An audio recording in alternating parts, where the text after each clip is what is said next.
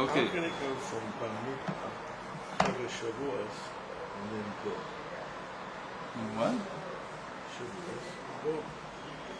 It's a Sophos, it's something else. Okay. We're learning Likkutei Sichot, Volume 2. Parshas Beha'alotcha. And in Chutz La'aretz is Beha'alotcha this week, and in Eretz Yisrael it's Korach, so we're going to try to finish Beha'alotcha right now. It's Shlach Lecha. I'm already on Korach. I'm working on Korach. Okay. Well, you took a haircut? Not a label. Okay. So this is something of a complex point now. He said that the menorah has to be lit inside the sanctuary at a certain level of holiness. So now the question becomes, what does this mean for us? And how do you translate this into something, an instruction that is relevant to us in our generation? Right. So he says like this, chapter 4. ההוראה מכך בעבודה היא שאל יאמר האדם באמת הדבר שאיש ישראל צריך להדליק הנר שבקרבו והנר של הזולת, אך מי אומר שעליי לעשות זאת קדושה חמורה כל כך? So first of all, he seems to be talking about the person lighting the menorah. And he says, you might say, why do I have to keep such a degree of holiness in order to light people? I could just be anyone. I don't have to learn Chassidus, for instance. I don't have to learn Zohar. I don't have to learn these things. I can just be a regular Yid. Anyone can do it. Because we learned that any person can light the menorah. But from the location where you light the menorah, it seems that there's another condition, and that it is that you fit that level of holiness. ישנם הרי הרבה מבני ישראל אשר אין דורשים מהם במידה גדולה כל כך, מדוע איפה נדרש אני לבצע זאת בצורה כזו? לכך בהוראה, therefore the instruction comes, כל אחד יש לו תפקידו, משימתו שנועדה עבורו. So now he says, again, he seems to be talking about the person lighting the candle, meaning lighting the other person, the person whose candle has not been lit yet, whose neshama is not on fire. There was an article in the base of Shir about Shalir, just passed away in France. And he was a very, very, very special Shalir. He didn't work for the Babbage, he worked for the Rebbe. And the Rebbe said, you can put the Babbage on the remote because I'm sick. You're not working through the Mossad Lubavitch effect. And he explained that if a person knows Aleph and teaches his friend Aleph, so the friend will get to a certain level of Yiddishkeit, but he will never really get to the real level he's supposed to get to. But if you've sat down and you've learned all the Sichot, all the Mamorim, and you spend all your time day and night learning Torah and teaching Torah, and learning Torah and teaching Torah, then the whole what you give, the whole parcel you give out to somebody is on a completely different level, on a completely different unit. So therefore the person will not just be interested, become shaliach. Might even become a shaliach. So you're giving him a different parcel, so he's going to become a different person. Mm-hmm. So that's what he's saying, basically. So because each of us has different a different duty in life, different mission, and each of us is given faculties and opportunities to illuminate in a holier place. That itself, the very fact that you were born to a place that was holier, is a sign for you that this is part of the mission that God sent you to do. So, if you haven't done it that way yet, without that level of holiness, or like you said, maybe without the level of knowledge that you could have had, then you haven't yet fulfilled your mission. Well, the knowledge should bring you to a higher level of holiness. It's not supposed to be learning because it's an academic exercise. We hope. And now, what's his proof for this? His logic here is very interesting. He comes and says, what are we saying here? Is it possible for me to do my mission without being at a certain level? That's really the question here. Can I be someone who stands on the street corner in Manhattan and convinces people to put tefillin on, and yet I myself am at a very low level? Only one way, in my personal humble opinion. which is you give them cards or letters or telephone numbers, people who give me shiurim and say, listen, this is what you should be doing, this is what I do, so you should also go. But if he himself is not capable of teaching, he's not going to be able to teach. No, I'm not talking here about whether he's teaching or not. You went into that understanding, and it's fine. But here we're talking about what is your personal level of holiness.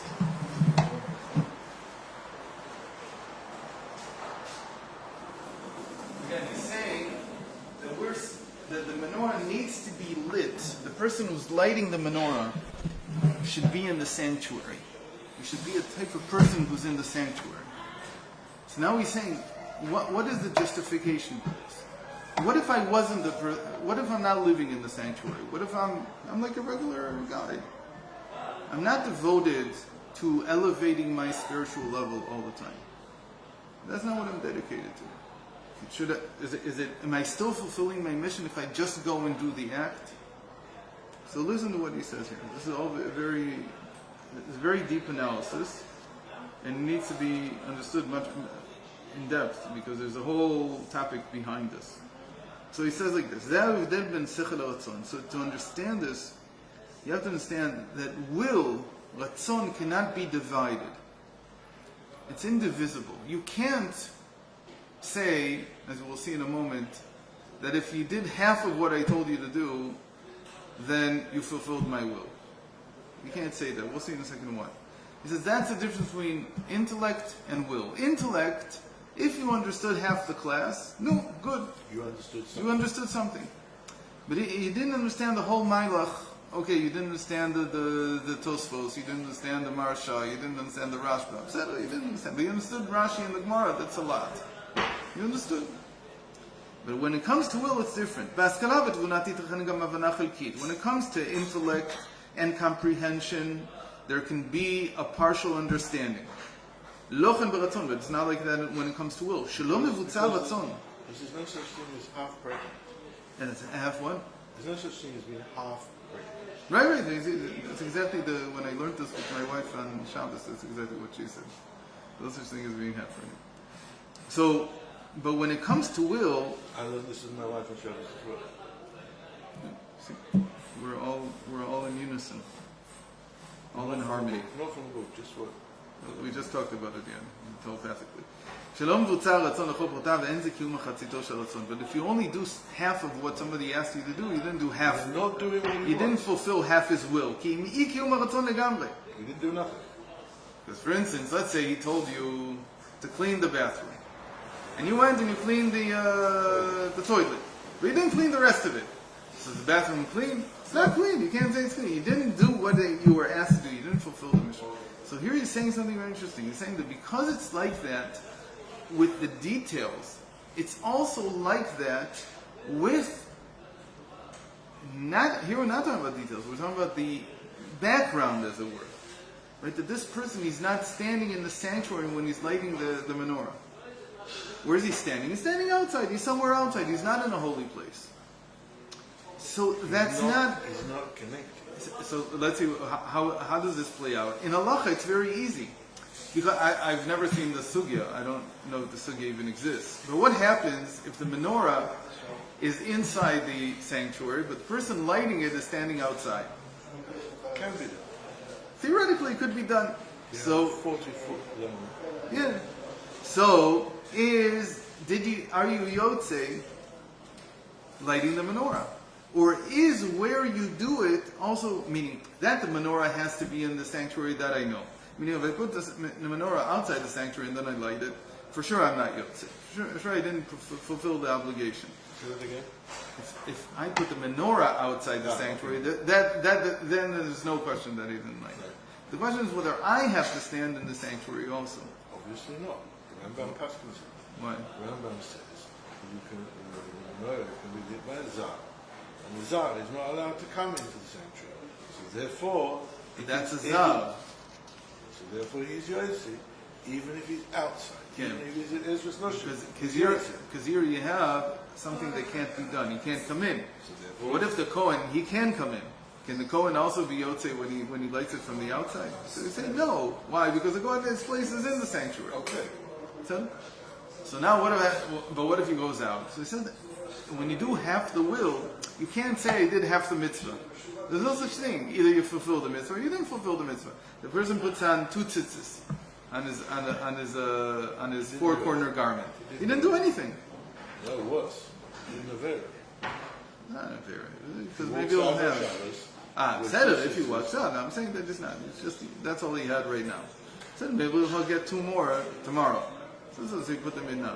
In any case, I think that what he said. What is this connected to? This is connected to a whole sugya that we're not going to get into now, which is we've talked about in the past about how chokhmah stima works, about how the higher supernal wisdom works, and higher supernal wisdom is the source of will. What's the idea here? That there's will and there's will. We've talked about this many times.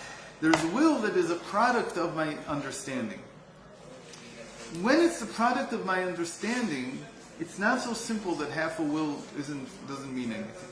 Because the example that I just gave is not a great example. Because if you did clean the toilet, you did something. If you didn't understand it, then you are not deliberately ignoring the will. But if you understood what the person said, and Moshe can have told me that tomorrow I have to learn 6 different things, and I know exactly what he wants from me, and I only learned 2 of them. So then I'm ignoring what he said, because the 2 things that I learned is not what he asked me. If I misunderstood and thought that's all he wanted, that's so then I'm doing what you want, but now it needs to be clarified. That's all. That's also an issue. But the issue we're talking about here is what happens if the will that I'm talking about is will that comes from my understanding, meaning what do I want? I want to clean the bathroom. And I understand that to clean the bathroom means to clean the toilet, clean the sink, clean the shower, clean everything. Now he told this to my child. My child goes and he only cleans part of it. So do I have the feeling that you didn't do what I asked you to do? Or do I have the feeling that part of what I wanted done was done? You can only judge it by the situation. So I think that when it's lower will, when it's called lower will, then you have a feeling you've done part of what I wanted, but it's not complete. But part of what I wanted was done. But when it comes to higher will, which comes from a higher source, there's no separation because it's the keter. There's no separation in the keter. The Rebbe told everybody to want Mashiach. And the Rebbe told everybody to go crazy for Mashiach. And everybody said we're doing exactly what the Rebbe wants. We stand up, we scream Yechi, and we say, what's it? And yet you didn't do anything. And the Rebbe stood up on Chof business and said, you guys didn't do what I wanted. Because you didn't follow my own. So therefore you didn't do it. You think you did it. That's it. In any case, I think that's the difference between higher will and lower will. In any case. כשם שקיים הבדל בין איש לאיש, כל אחד יש לו תפקידו הוא, ואין ללמוד ממנו על חלקו, כך קיים גם הבדל בין דור לדור. In the same way that there's a difference between people, each person has a different mission in life. There's also a difference between generations.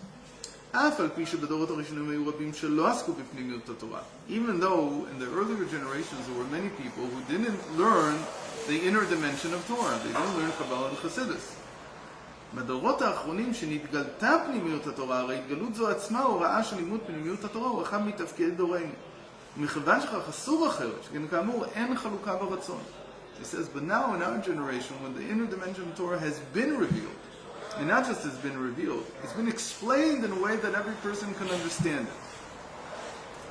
Then to not learn Pnimis Torah, to come and say, I'm not going to stand in the sanctuary, I'm not going to involve myself with learning Chassidus and Kabbalah, but I'm still going to go out and do Kiruv. You know, I'm going to light people up. He says that doesn't work. That's what he wants to learn from all this. Right? We said that in the beginning, but that's the point.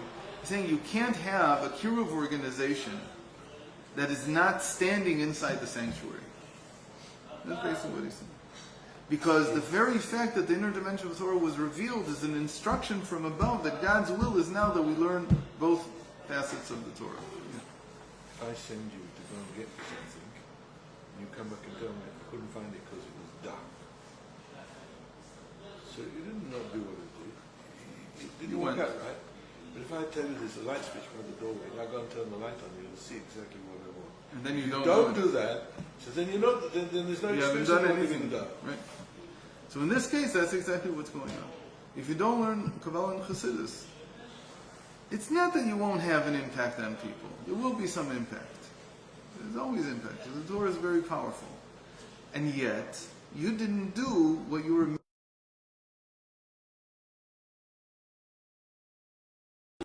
part of what you needed to clean. You lit some of what you needed to, but it's not the real essence of what it means to light someone's soul. And this really goes back to what we saw last week with the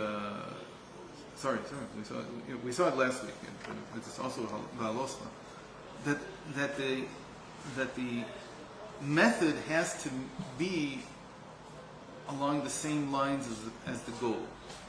And so that's why he told us in the beginning of this Sichot, he said, what you have to do is you have to approach Kiruv, you have to approach bringing people closer to the Torah only with loving kindness. You can't do it any other way, even though there are other ways. But why? Because with the other ways, you're megashesh ba'afila. You don't know if you're actually going to affect the person the right way. What does he mean? He says, when the method is the same as the goal. So let's say I am teaching someone Torah with loving kindness. That's my method, loving kindness, bringing them closer all the time, and ignoring their iniquities. No akbada. Like for instance, someone comes late every day. I don't say a word. He comes to learn. I don't say a word. Why don't I say a word?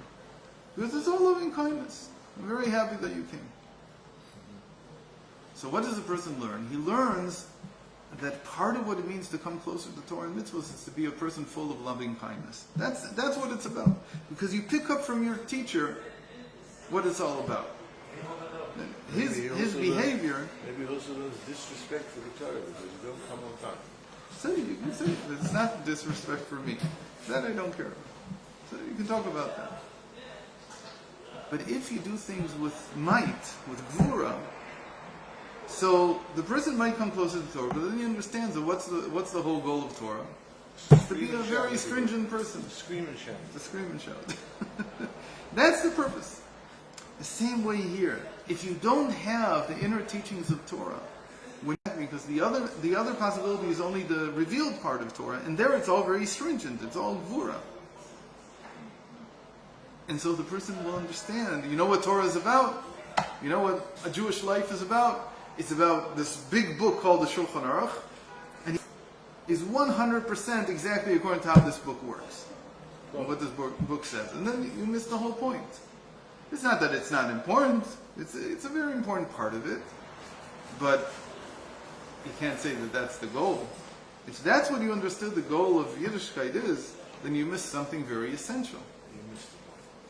And that can only come if the person who's doing the kiruv has an understanding that the most important thing is Avas Yisrael. And that even love of God can only be measured through love of others. If you don't love others, you don't love God. It's a simple thing. So if these things don't exist, then there's something missing from the... So this is separation, because this is telling you about your identity as the person who's bringing others closer. Your identity has to be such that the method that you will employ, the teachings that you're going to have as a background to what you're saying, they're all loving kindness. Because that is exactly what Rashbi said about his book. With this book, you'll come out of exile with mercy, with compassion, and not the other options. Okay? So הדקת המנורה מלמדת אותנו דרושה התעסקות בפנימיות התורה. כמדובר בעניין השלהבת שלא די בנהור האוקמה, גל יד התורה, אלא שיש לכך גם בנהור החיברה, פנימיות התורה, ולימוד פנימיות התורה ייתן כוח ועוז לשלוט על כל המפריעים ויוסיף חיות גם בלימוד הנגלה של תורה וקיום המצוות. So you need the concealed dimension of Torah just as much as you have the revealed dimension of Torah. So when I taught this on Shabbos, by the way, in Shul, there's something else that struck me. He didn't say this here, but he says it in other places. That to make it so that the shalhevet ulam yaleh, that the flame rises up by itself already. I mean, it's not dependent. We talked about that, about the wick. There are different types of wick and so on and so forth. I thought that really what it means is that it rises up by itself means that the person himself is able to light other people up as well. That's really the sign that you've been successful. That you can't leave someone until you see that they themselves are now influencing others. What? Standing firmly on their own two feet. Standing on their own 2 feet, that's one thing. Yeah, but giving it But up. now he's giving it over also. Now and he's excited enough, he's illuminated enough that he says, this helped me. I want someone else to also have it. Okay, so that's the end of the second Sichot, and we'll end here today. And tomorrow we'll start Shlach. Did you remember about tomorrow? I don't remember anything about anything. Tomorrow I'm going down